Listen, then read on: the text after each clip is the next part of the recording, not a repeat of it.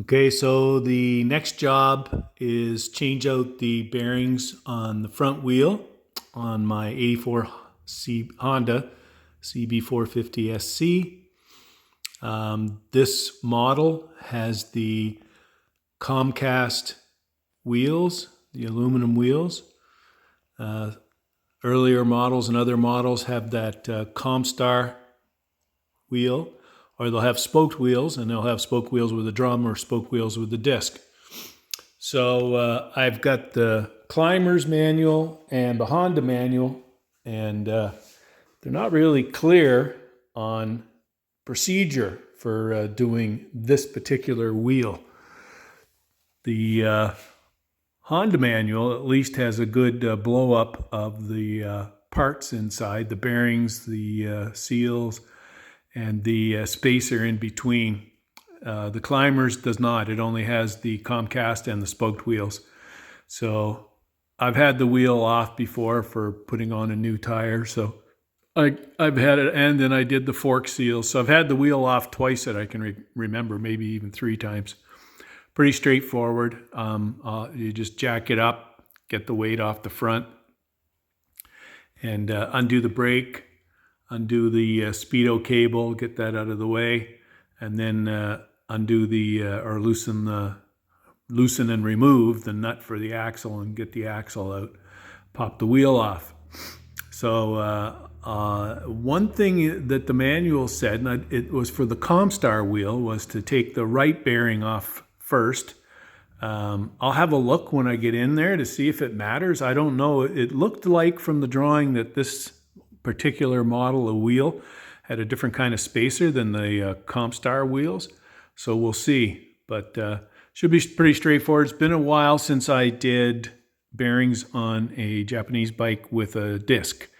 The last one was, what was it? That was an 81 Yamaha XS650. So this shouldn't be too difficult. Oh, and the bearings are 6302 bearings on both sides. The front wheel has the same bearing on each side. So I've got 2 new ones sitting in the freezer already. So when I get the wheel off, I'll heat up the hubs and hopefully have not too much of a problem getting the bearings in. They should pretty well go in quite easily. They're frozen, and the hubs will be nice and hot. So stay tuned. That'll be next. Okay, just getting ready to take the wheel off, and just thought I'd video. I'm not going to video the actual removal of the wheel, but I'll just go over what I'm going to do and what I'll need, or what I'm going to use. So I've got a 32 millimeter socket here that fits nicely on the outside of the 6302 bearing, the outer race of the bearing, so I'll be able to get it into the wheel once I've removed the old ones. Got a 19 millimeter socket that'll be for the axle nut, and then 14 millimeter socket for the brake caliper bolts, and as well it fits the clamp nuts on the right hand side that hold the other side of the axle in. Phillips screwdriver. There's a Phillips screw that holds the speedometer cable in, so I'll need that. I just got a soft mallet for just kind of tapping out the axle once I got it out, and a bungee cord for holding up the brake caliper once I remove it. Done this before, and once you get the caliper swung up and out of the way and the speedo cable taken out, you just put your hand underneath the wheel and just kind of lift it up a little bit as you're tapping here on the left side of the axle, just to push it out. Just taking the weight off that axle lets it come out a lot easier. But anyway, getting ready to start that, and then once we get her out, I'm going to have a look and see what seals need to be removed, and I'll make a quick video of that.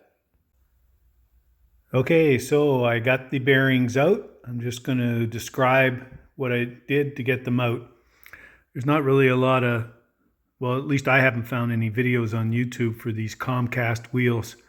So this is from the drawing from the Climber manual. The Honda manual that I have only has the Comstar wheels. It doesn't have the Comcast. But on these guys here, you can see that there's a spacer that goes against the bearing. And that's not on the Comcast wheel. There's a spacer, but it is different. It's just the plain spacer. So here it is. Here's the, this will be the disc side bearing left, and this is the right side bearing. And here's the spacer, and you can see it's got these three, I don't know what you call them, protrusions that kind of rest against the inside of the wheel, but they rest against the disc side. So it was a bit of a challenge, and it's funny because the Honda manual says make sure you take out the right side bearing first, but doesn't explain why. It just says take that one out first. But when you see this, it makes sense. I had to get in from the right side of the wheel and push this over with my punch, just kind of get it over, move it over a bit, and that allowed me to get in and hit around the inner race on the right side bearing and push it out. And then this thing, basically, which was sitting in here, just kind of fell off to the side, and I had easy access to the disc or left side bearing. So that was easy to push out. The oil seals, well, the oil seal on the right side wasn't too bad. There's a spacer. I was able to get that out with my finger. That was just in there. But on the disc side, on the left side, holy man, I had to take my heat gun, really heat up the rubber as well as heat up the aluminum. And even then, I wasn't sure I wasn't going to tear it, but I got it out. It is, of course, well, let's see, this is an 84, so that's a 42-year-old seal, and it's hard as a rock. So I'll heat it up when I go to put it back in. But yeah, it was a lot of fun. So when I took the bearings out, I got my propane torch, or not propane, actually, it's a butane torch. Got my butane torch out, and I just heated the aluminum outside of the wheel hub and just let it expand a bit, and it did help drive out the bearings on both sides. It didn't hurt it. I just kept turning, rotating around with the torch, so I didn't really overheat one side or the other. But yeah, they came out fairly well. Once I figured out that I just had to push that, where is it? I just took my punch, this long punch, and just got inside the bearing, went inside the bearing, and oops, there we go. And then just pushed against that and moved it over to the side to give me access to the edge of the bearing on the right side. So I've got the new bearings in the freezer. So the next thing is I'm going to heat up the hub, warm it up, and expand it a bit, and go get the bearing from the freezer and start dropping them in. This one here, I'm going to do the left bearing first, and then put the spacer in because that sits in this way, and then I'll do the right bearing. One thing I did notice, it was interesting, was the disc side, the left bearing was, not bad. It's a little not bad, but the right bearing very stiff. It really didn't want to turn easily with my finger. So it definitely that one definitely needed to be changed out, and you wouldn't change one without changing the other. I mean, two bearings, it's not that expensive. Anyway, onward and upward. Okay, I got both bearings in now.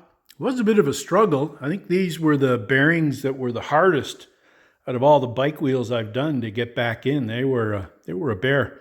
So what I ended up having to do, I started out heating the hub rather, with my torch, but it was pretty slow. So I just took the heat gun to it, just because the heat gun blows the hot air onto it, and it covers a bit of a wider area. So I did that I started on the brake side here, on the left side, because the way it works is that spacer that goes in has, I don't know what you'd call it, teeth or whatever you want to call it. Where are we? Here we are. I'll get up close. So you can kind of see it's got teeth on one end, and they go out towards the disc. So I put in the left side bearing first, turned it over, and I put in that spacer before I put in the right bearing. And then with a flashlight, I was looking inside, and you can see that those 3 prongs, there's a lip inside. Once your disc side bearing is seated, there's a lip inside there, and they sit against there to kind of center it. So you pretty well got to do the disc side first, and then put your spacer in with the prongs against that bearing, the disc side bearing, and then you can put in the right side bearing. So all in all, it wasn't that it was so difficult. It just took me a while. Like yesterday when I did it, and I took a break overnight. I got a bit tired. Plus, I wanted to take my wife out for Mother's Day. And I thought about it. I was having a hard time with it. They didn't seem to want to go in. So I just thought, you know what? I must not be heating them enough. And of course, I was keeping the bearings in the freezer. So they were whatever freezer's -4 or -5. So I kept them in there. And it helped. It certainly worked out better. And then I drove them in with my 32 millimeter socket. And once they seated, then they're seated. And I've tried them out. Everything's going to fit in there properly. So now it's time to put everything back together. And then I'll get the bike out on the road to give it a road test. So one thing, I think I covered it when I did the forks before.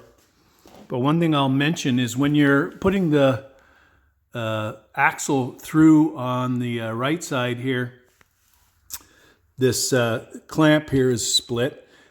You're supposed to make it so that the inside part here is tight up against, and there's a little gap on this side. And you don't over torque these. It doesn't need a lot, but just a little bit. But anyway, just a little mention of that.